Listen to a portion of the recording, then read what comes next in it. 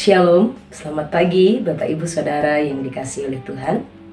Kita berjumpa lagi dalam program Renungan Keluarga Kristen. Hari kita bersama-sama bersyukur kepada Tuhan untuk segala kebaikan-Nya, untuk segala pertolongan-Nya. Mari kita berdoa. Bapa kami yang di sorga, terpujilah nama-Mu. Kami bersyukur di pagi hari Engkau bangunkan kami dan Tuhan menolong kami. Bapa di sorga, kami berterima kasih sebab kalau bukan Tuhan yang menjaga kami dan bukan karena Tuhan yang memegang kami sungguh tidak sanggup. Tapi kami bersyukur Tuhan berikan kami kekuatan. Hari ini kami mau bersama menaikkan syukur kami, memberikan pujian kami bagi Tuhan. Pagi ini kami mau bawa hormat kami, kemuliaan bagi Tuhan. Engkau Allah yang dahsyat, Engkau penyelamat kami, Engkau pemelihara kami yang sempurna. Terima kasih ya Tuhan Yesus Kristus Allah kami. Kami mau meminta pertolongan Tuhan untuk kami memahami firman, untuk mengerti apa yang menjadi isi hati-Mu. Berkati hamba-Mu, berkati setiap kami. Bapak, Ibu, Saudara, di tempat masing-masing, kami mau belajar firman ini. Demi nama Tuhan Yesus Kristus. Amin. Bapak, Ibu, Saudara yang dikasihi oleh Tuhan.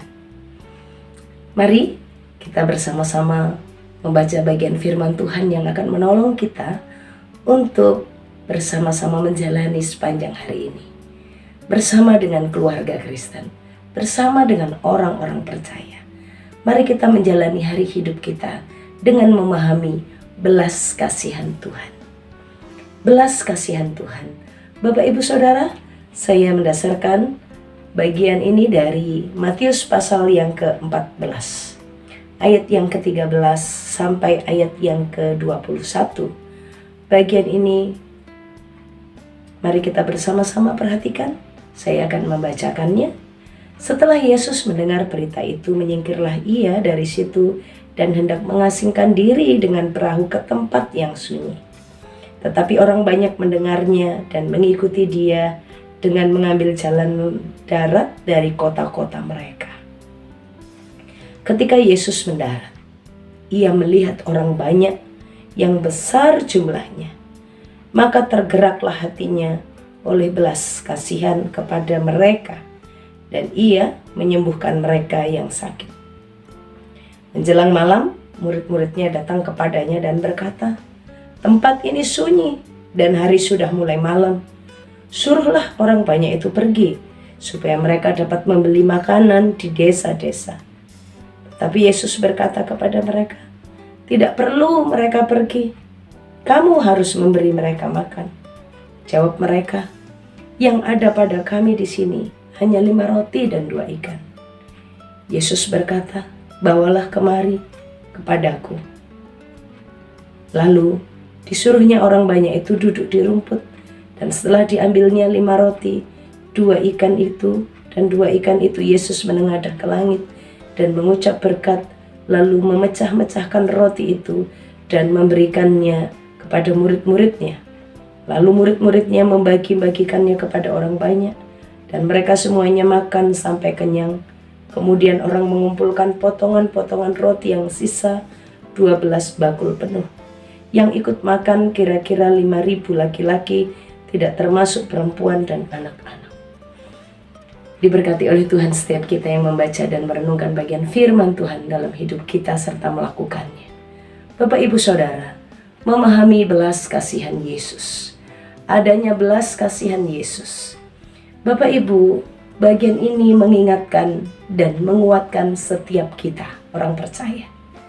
Di hari-hari ini, saat Bapak Ibu membuka berita-berita baik di media sosial, baik itu juga di berita-berita televisi ataupun juga di berita radio, menceritakan, mengabarkan tentang adanya situasi ekonomi yang tidak semakin mudah.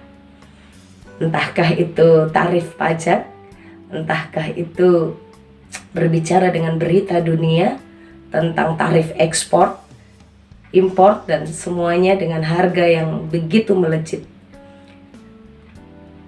Dan secara realita kita melihat bagaimana harga-harga di pasar, ibu-ibu saat berbelanja. Mungkin juga ada bapak-bapak yang kadang membantu istrinya berbelanja dan mulai terkejut. Ternyata selama ini harganya segini ya, atau sekarang ternyata harganya segini. Bapak Ibu, kondisi-kondisi yang ada di Indonesia, di dunia, kesulitan, kondisi keuangan, situasi pekerjaan yang tidak mudah.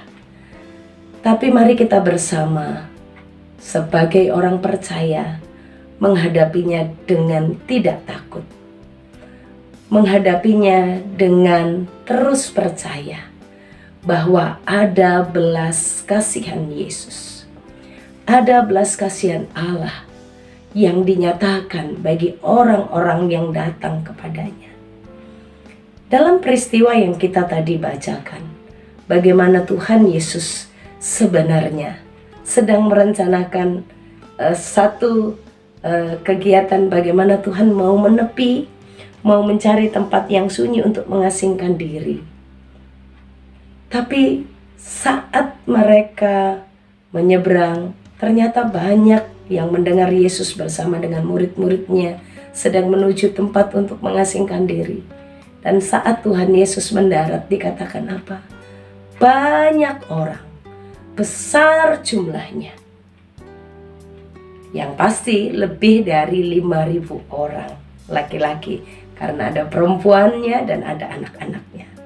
Jumlah itu diperhatikan oleh Tuhan. Ketika Yesus mendarat, ia melihat besar jumlahnya, maka tergeraklah hatinya oleh belas kasihan. Sebuah kebenaran yang harus kita pegang, bahwa Allah kita, Tuhan Yesus Kristus, adalah Allah yang memiliki belas kasihan, dan dengan belas kasihannya Dia melihat. Ini yang pertama. Allah kita adalah Allah yang memiliki belas kasihan, dan Allah kita adalah Allah yang melihat. Bapak Ibu Saudara, ingatkah bahwa setiap akhir ibadah biasanya kita menerima doa berkat, ya? Di dalam doa berkat itu diucapkan Tuhan memberkati engkau, melindungi engkau. Ia mengarahkan, menyinari engkau dengan wajahnya. Dia menghadapkan wajahnya kepadamu. Ya, kalimat ini sebenarnya bagian juga dari pengajaran bagaimana Yesus Kristus itu melihat saya dan Bapak Ibu Saudara. Karena Tuhan Allah kita memberkati kita dengan melihat, menghadapkan wajahnya kepadamu. Kalau menghadapkan wajahnya kepadamu, itu berarti kita tidak luput dari pandangan Tuhan. Besar jumlahnya, itu pun Dia pandang.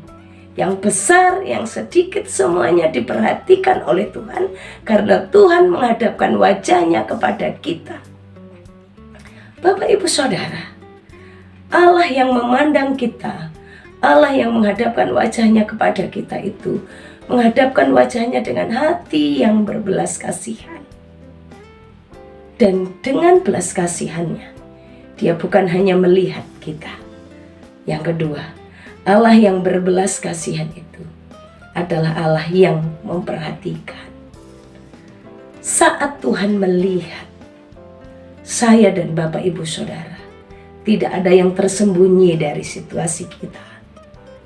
Tetangga kita mungkin melihat kita tersenyum, mereka tidak tahu berapa persediaan stok makanan kita, untuk berapa banyak saldo kita yang masih cukup untuk kehidupan keluarga kita, kebutuhan anak-anak kita sekolah. Tuhan yang tahu.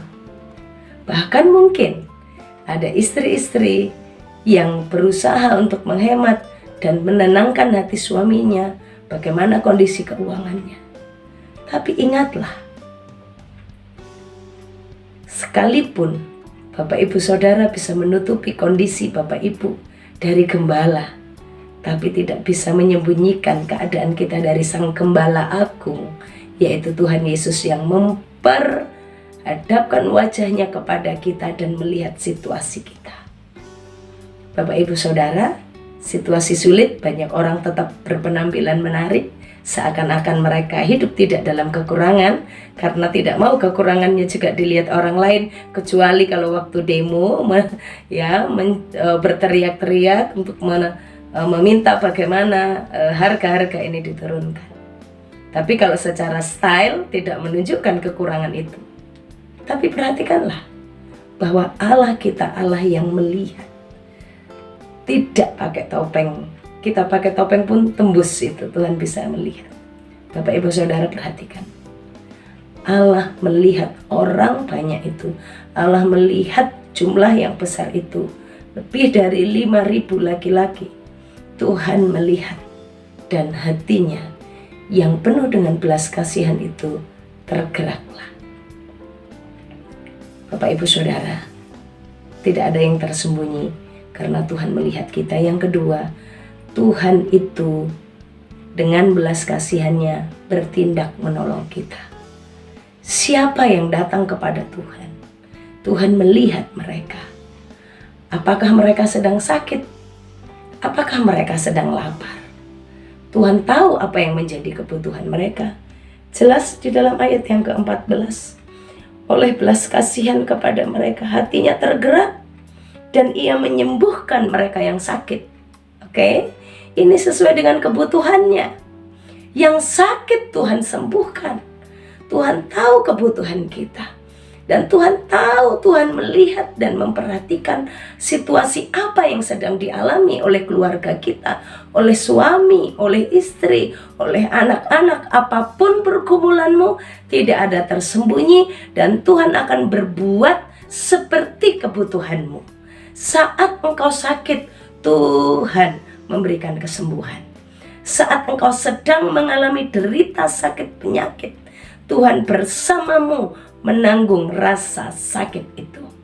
Saat engkau di dalam kesedihan, Tuhan sedang bersamamu menemani engkau melalui waktu-waktu sedih itu. Saat engkau di dalam situasi yang sulit, di dalam situasi tertekan, dalam situasi yang penuh kebimbangan, Tuhan ada bersamamu, memegang engkau dengan tangan kanannya dan berkata, jangan takut. Aku ada bersamamu, aku memegang tangan kananmu, dan aku memberi engkau kemenangan. Apa yang menjadi kebutuhanmu saat itu? Setelah Tuhan melawat mereka, Tuhan menyembuhkan yang sakit. Situasi itu adalah situasi yang menjelang malam. Dikatakan menjelang malam gitu ya, menuju dinner, menuju makan malam. Situasi yang sudah mulai matahari mulai menggelap. Jadi ini bukan panas yang terik, bukan pagi yang cerah, tapi situasi yang menuju kegelapan. Situasi menuju makan malam. Murid-murid bilang, kenyataannya karena mereka tidak punya apa-apa, Tuhan suruh mereka pergi. Suruh mereka pergi untuk bisa beli makanan di desa-desa. Tapi Tuhan bilang tidak. Hati belas kasihan Tuhan itu terus ada. Mereka sekarang sedang butuh makanan. Kalau kamu suruh mereka pergi dalam situasi lapar, mereka cari di mana? Apakah mereka semuanya punya bekal uang? Atau apakah di desa-desa itu semua ada tempat, ada orang jual makanan yang cukup untuk memberi makan 5.000 orang? Para murid melihat situasi realita yang ada. Nggak mungkin Tuhan kita kasih makan. Yang ada pada kita hanya 5 roti dan 2 ikan. Tapi ingat dan selalu perhatikan apa yang dikatakan Tuhan. Bawalah kemari kepadaku 5 roti dan 2 ikan itu. Bawalah kemari, bawalah kepada Yesus. Saat Yesus berkati, saat Tuhan mengucap syukur, 5 roti 2 ikan itu diberkati oleh Tuhan. Setelah dibawa datang kepadanya, maka itu diberkati, didoakan oleh Tuhan dan cukup untuk 5.000 orang lebih. Hati Yesus yang penuh dengan belas kasihan tidak pernah membiarkan kita pergi dengan tangan hampa. Tuhan tidak pernah membiarkan kita pergi dalam keadaan kelaparan. Tuhan tidak pernah membiarkan kita. Berapapun yang ada pada kita, ayo kita bawa datang kepada Tuhan. Tuhan bilang, bawalah kemari kepadaku. Bawa apa yang ada pada kita, kita doakan di hadapan Bapak Ibu Saudara. Tuhan kita Allah yang punya belas kasihan. Berapapun yang ada padamu, bawalah kepada Tuhan. Bawalah kemari kepadaku. Ayo bawa datang kepada Tuhan dan doakan. Maka kebutuhanmu dalam hari-hari ke depan akan dicukupkan oleh Tuhan. Tuhan punya banyak cara untuk menolong kita. Caranya nggak hanya satu. Caranya nggak harus 5 roti dan 2 ikan dan dibuat jadi banyak. Tuhan punya banyak cara untuk menolong kita. Dia bisa menggerakkan siapa saja. Burung gagak bisa digerakkan dan diperintah Tuhan untuk ngirimin daging buat hambanya, bukan? Apa saja bisa diperintah oleh Tuhan untuk memberkati anak-anaknya. Bapak Ibu Saudara, sebagai orang percaya, jangan takut karena kita punya Tuhan yang berbelas kasihan. Tuhan yang punya belas kasihan. Dia melihat kita dan dia akan bertindak menolong kita sesuai kebutuhan kita. Yang sakit disembuhkan, yang lapar dan butuh makan, Tuhan akan berkati dengan apa yang ada pada mereka. Selamat menikmati belas kasihan Tuhan. Mari kita berdoa. Tuhan Yesus, terima kasih. Kami bersyukur hari ini untuk kebaikan-Mu, untuk pertolongan-Mu, untuk belas kasihan-Mu. Bapak Ibu Saudara di tempat masing-masing, situasi apa yang mereka alami, kami butuh belas kasihan Tuhan. Lihat dan bertindaklah, Tuhan tolong. Terima kasih Tuhan, kami percaya Engkau memandang wajah kami, Engkau melihat kami, dan Engkau akan bertindak bagi kami. Tolong kami melakukan bagian kami untuk tetap taat dan setia mengikuti Yesus. Terima kasih Tuhan. Bapak Ibu Saudara, arahkan hatimu kepada Tuhan dan terimalah berkat. Tuhan memberkati engkau dan melindungi engkau. Tuhan menyinari engkau dengan wajahnya dan beri engkau kasih karunia. Tuhan menghadapkan wajahnya kepadamu dan beri engkau damai sejahtera dari sekarang sampai selama-lamanya. Amin. Shalom. Tuhan Yesus memberkati.